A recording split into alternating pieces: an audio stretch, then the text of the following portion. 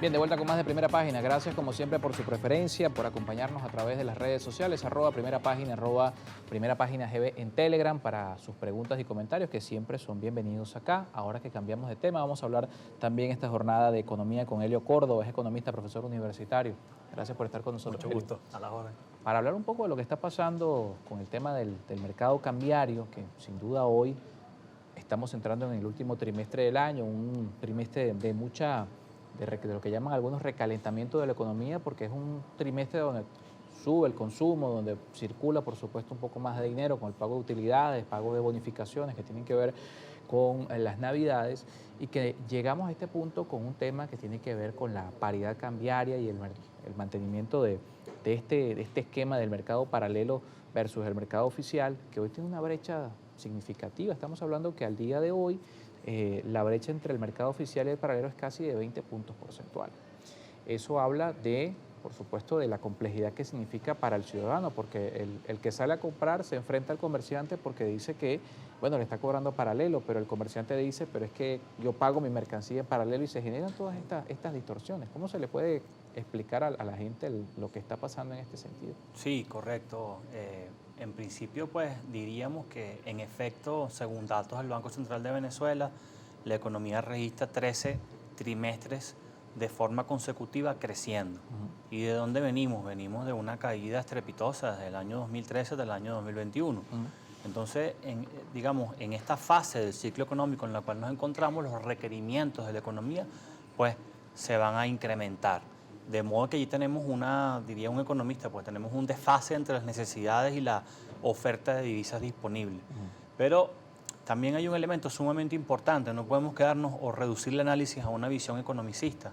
Hay una coyuntura política digamos, que impacta de manera significativa en la formación del precio del tipo de cambio, claro, y que lo impulsa hacia el alza. Claro, por cierto, quien tenga dudas de esto, vea en cuánto estaba o cómo se comportaba el mercado paralelo antes de las elecciones y cómo se ha venido comportando posteriormente al 28 de julio. ¿No? Y si evaluamos el indicador en los últimos 2, 3 años, ha tenido un comportamiento sumamente estable y ha sido pues resultado de una adecuada política económica que en función de ciertos objetivos pues se ha venido trazando estrategias para plantear o alcanzar esos objetivos económicos. Luego tenemos otro elemento, a veces, digamos, se cuestiona el rol del Banco Central en este contexto, pero recordemos que en el marco de las medidas coercitivas unilaterales, instituciones como el Banco Central, que son clave para la materialización de los objetivos de la política económica, pues se ven restringidos en su capacidad de accionar.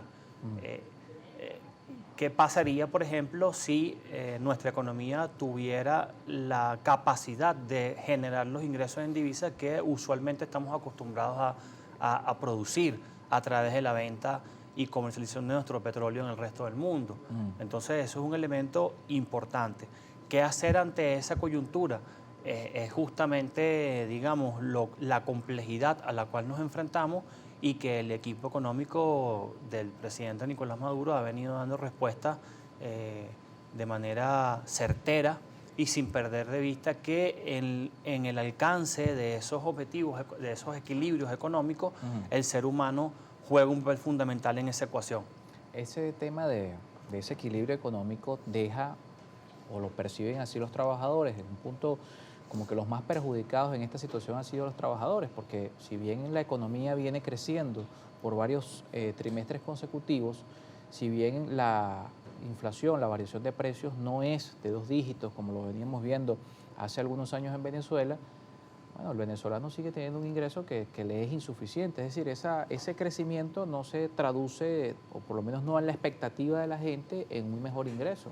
Sí, no, de acuerdo, totalmente de acuerdo. Tenemos un problema con el tema de los salarios. Ahora, ese problema también hay que, digamos, meterle la lupa y desmenuzarlo para poder comprenderlo en su justa dimensión.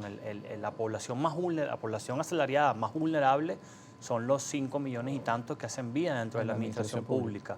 Pero en el sector privado se manejan alrededor de unos 10 millones de personas que no devengan un salario mínimo y que están muy por encima de eso. Entonces, no dejamos de reconocer el problema del salario, pero se focaliza en los trabajadores de la administración pública Y no hay otra medida, digamos, tú no puedes distribuir una riqueza social que no se ha creado. Por eso es muy importante ir recuperando nuestras capacidades productivas, sin perder de vista que el aparato productivo, es decir, la capacidad de producir bienes y servicios en el territorio nacional, perdió 3/4 partes de su tamaño entre el 2013 y el 2021. Es decir, estamos en una economía que empieza a recuperar progresivamente su tamaño. Algunos economistas visualizan, calculan, estiman que para poder llegar al tamaño de la economía en el año 2012 necesitamos alrededor de 15 años de crecimiento económico a una tasa del 8%. O sea, es un ejercicio importante desde el punto de vista de la prospectiva y de lo que hay que hacer hacia el futuro. Ahora, en todo esto, por supuesto, también está el tema de las sanciones, que es un tema que no termina de entender la gente o no le queda muy claro al ciudadano. Aquí cada vez que hablamos de sanciones, alguien nos escribe, pero ¿cómo hay sanciones si importan camionetas de lujo? ¿Cuáles son las sanciones? ¿De qué se habla? La gente no termina de conectar con ese discurso de que realmente la economía se ve afectada por las sanciones económicas. Bueno, para que tengamos una idea, cuando nosotros evaluamos las compras de Venezuela al resto del mundo, que es por la vía de las importaciones, y las desagregamos según destino económico, bienes de consumo final, bienes de consumo intermedio y bienes de capital, la política económica de un país soberano pues va a privilegiar, le va a dar mayor importancia a la compra o adquisición de materias primas y de bienes de capital, sobre todo desde un país subdesarrollado donde no contamos con las tecnologías necesarias para producir de forma eficiente.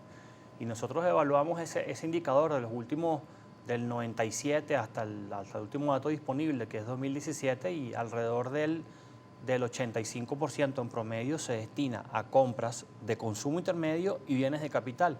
Es decir, estamos en una economía que tiene un altísimo grado de dependencia con el resto del mundo para poder funcionar. Y de allí, digamos, el carácter rentista, es decir, nos articulamos al resto del mundo a partir de la venta de petróleo. Es decir, las sanciones impiden significativamente que el acto productivo se pueda llevar a cabo, porque el sector privado requiere de materias primas que están en la economía mundial. Entonces, digamos, eso es un elemento que está allí. Los economistas, profesores, académicos, intelectuales, no solamente de Venezuela, sino de buena parte del mundo, han escrito papers donde se demuestra el impacto que esto ha tenido en la economía nacional. Una situación donde el aparato productivo se ha destruido 3/4 partes de su tamaño, es decir, y no se lanzó una bomba, no se lanzó un misil, no hubo unas tropas, no hubo una inversión, es un nuevo tipo digamos, de estrategia de guerra de quinta generación a través de la cual estremece toda una economía con el objeto de servir la mesa para, digamos, un conflicto social que abra las puertas para un cambio de gobierno. Bien, estamos conversando con Helio Córdoba, economista, esta mañana en Primera Página, 7:38 minutos. Vamos a hacer una pausa y al regreso también leemos sus mensajes. Recuerden que ustedes participan con nuestro usuario @primerapáginagb en Telegram.